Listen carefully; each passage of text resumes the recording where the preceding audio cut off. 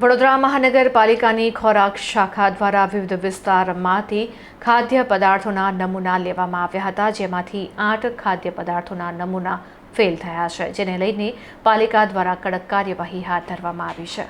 ઉનાળાની સિઝનમાં શહેરીજનોના સ્વાસ્થ્ય સાથે ચેડા કરતા ખાદ્ય એકમો પર વડોદરા મહાનગરપાલિકાની ખોરાક શાખાએ લાલ આંખ કરી છે.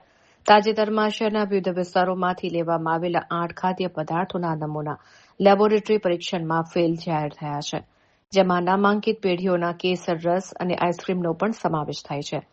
પાલિકાના ફૂડ વિભાગ દ્વારા ફતેગંજ, માંજલપુર, અકોટા, વાઘોડિયા રોડ સહિતના વિસ્તારોમાંથી નમૂના લઈ ફતેગંજ સ્થિત પબ્લિક હેલ્થ લેબોરેટરીમાં મોકલાયા હતા, જેમાં નામાંકિત પેઢીઓના કેસર રસ અને આઈસ્ક્રીમનો પણ સમાવેશ થાય છે.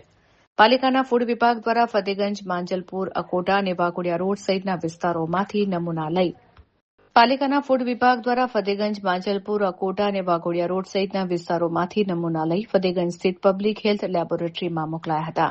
રિપોર્ટ મુજબ ગોકુલનો કેસર, કેરીનો રસ, જનતાનો વેનીલા આઈસ્ક્રીમ, હનુરામની દાલ કચોરી, ચાટ સહિતના 8 નમૂનાઓ ધારાધોરણ મુજબના માલુમ પડ્યા નથી. પૃથ્થકરણમાં 6 નમૂના સબસ્ટાન્ડર્ડ એટલે કે હલકી ગુણવત્તાના અને 2 નમૂના અનસેફ આરોગ્ય માટે જોખમી જાહેર કરવામાં આવ્યા છે. લોટ, સેવ ટામેટાનું શાક, શ્રીખંડ અને મંચુરિયનના નમૂના પણ પરીક્ષણમાં નાપાસ થયા છે.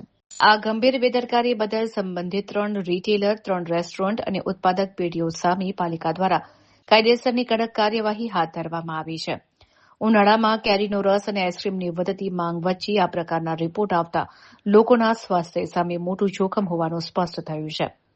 પાલિકાએ ખાતરી આપી છે કે ભેળસેળિયા તત્વો સામે આ ઝુંબેશ આગામી સમયમાં પણ વધુ આક્રમક રીતે ચાલુ રહેશે.